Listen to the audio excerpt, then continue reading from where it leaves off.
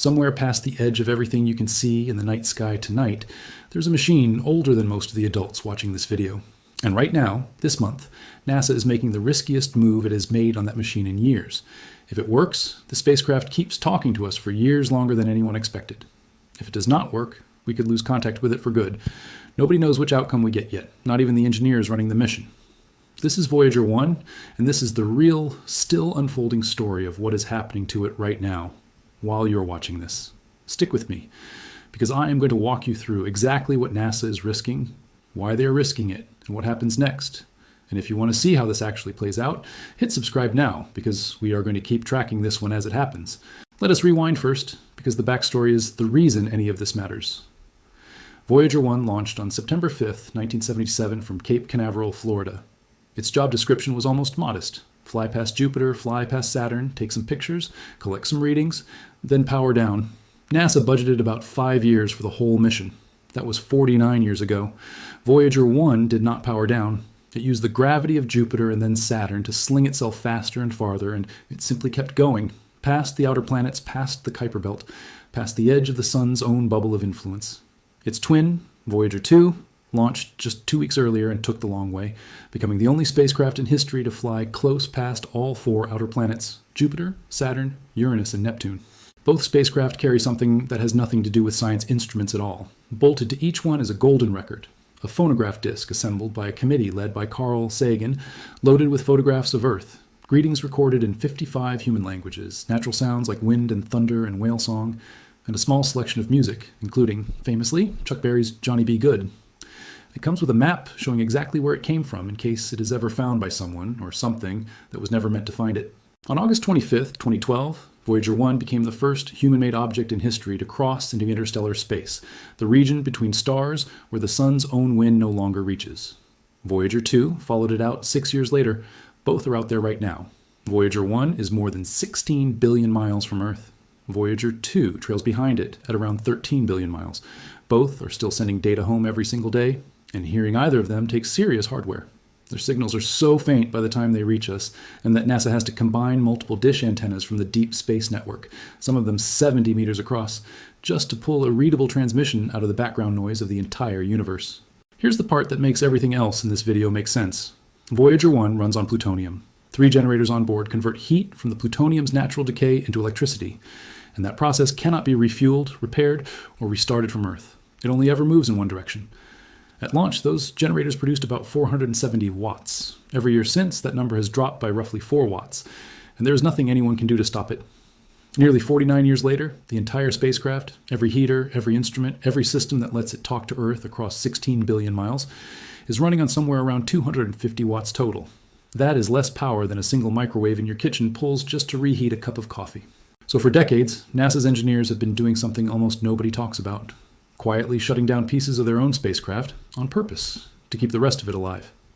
Back in 1990, once Voyager 1 had taken its last useful photographs, including the image Carl Sagan pushed for that became known as the pale blue dot, Mission Control turned the cameras off completely and deleted the imaging software from the onboard computer, freeing up memory and power for instruments that still had a job to do out in the dark.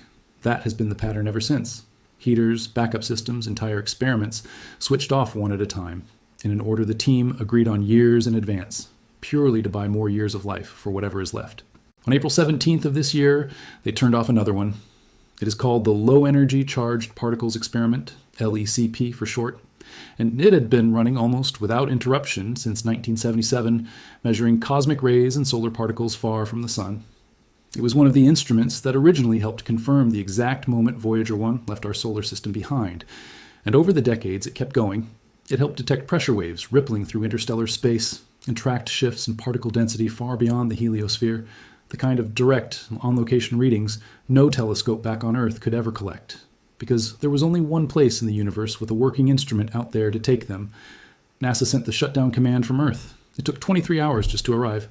A little over 3 hours after that, LECP went dark, ending a 49-year run without a single meaningful break.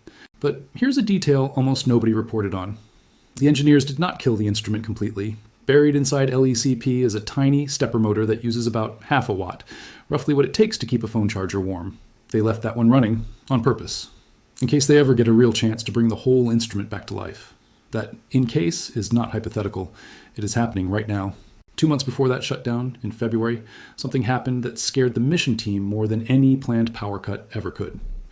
During a routine calibration maneuver, something Voyager 1 has safely done dozens of times before. Its power level dropped further than anyone expected. If it had dropped just a little more, an automatic safety system on board, built to protect the spacecraft from damaging itself, would have triggered on its own and started shutting components down without anyone's permission. One of the mission engineers later compared that safety system to a net under a trapeze artist. It is there to catch you if you fall, but the entire point is that you never actually want to need it. This would not even be the closest Voyager 1 has come to being lost for good. Back in November of 2023, a single corrupted chip inside one of its onboard computers scrambled its data so badly that for 5 straight months, Voyager 1 was still flying, still receiving commands from Earth, but sending back nothing except unreadable noise. Engineers eventually traced the fault to that one damaged chip, then did something that sounds almost impossible. They rewrote the affected code and relocated it to a different, still working section of the spacecraft's memory from over 15 billion miles away, on a probe where confirming whether a single command even worked takes about 2 full days round trip. In April of 2024, it worked. Voyager 1 started talking again. That track record, a spacecraft that keeps getting written off and keeps coming back, is a big part of why NASA is now attempting something it has never tried before, anywhere in this mission's 49-year history. Internally, the team gave it a name that undersells nothing, the Big Bang. The idea is to swap out a whole group of powered components on the spacecraft all at the exact same moment, turning some things off, while switching on lower power alternatives that do the same job, freeing up just enough energy to keep the spacecraft warm and possibly bring a dead instrument back online. Get it wrong, and you risk the exact kind of power crash they narrowly avoided in February. Get it right, and Voyager 1 could keep operating well past its 50th anniversary, with LECP switched back on for the first time since April. Understandably, nobody wanted to try an untested maneuver like that on Voyager 1 first. It was too risky. So this spring, NASA tested the Big Bang on Voyager 1's twin instead. Voyager 2 has slightly more power to spare and sits a little closer to Earth, which makes it the safer test subject of the two. Those tests ran through May and June of this year, and the plan afterward was always the same. If Voyager 2 handled it, attempt the exact same maneuver on Voyager 1 itself, starting no earlier than July. This July. Right now, as this video is going out, roughly 16 billion miles away, that attempt is either underway or about to be. And I want to be straight with you, because this is where most videos like this one would just make something up. As of today, NASA has not published a final result for the Voyager 1 attempt. That is not me being cagey for effect. That is genuinely where things stand. A 49-year-old machine running on less power than your kitchen microwave is either about to get a real second chance, or it is not, and the answer is still being written while you watch this. If you want to actually find out which one happens, instead of hearing about it secondhand months later, that is exactly what subscribing gets you. Whatever happens with the Big Bang, one thing is already locked into NASA's calendar and cannot be changed by any of this. On November 18th, 2026, at 2:16 in the morning, Pacific time to be precise, Voyager 1 crosses a distance no human-made object has ever reached before. 1 full light day from Earth. That works out to about 16.1 billion miles. The exact distance light itself travels in 24 hours. Past that point, if Mission Control sends a message on a Monday morning, the absolute earliest they can hear anything back is Wednesday morning. Not because of any delay on our end, simply because that is now how long it takes light, the fastest thing that exists, to make the round trip. Sit with that for a second. A machine assembled by hand in the 1970s, running on a power source that has been dying since the day it left Earth, is about to become the most distant conversation partner our species has ever had. And one day, decades from now, long after both Voyagers have finally gone silent for good, they will keep drifting anyway. Current projections have Voyager 1 passing within about a light year and a half of a faint star called Gliese 445, roughly 40,000 years from now.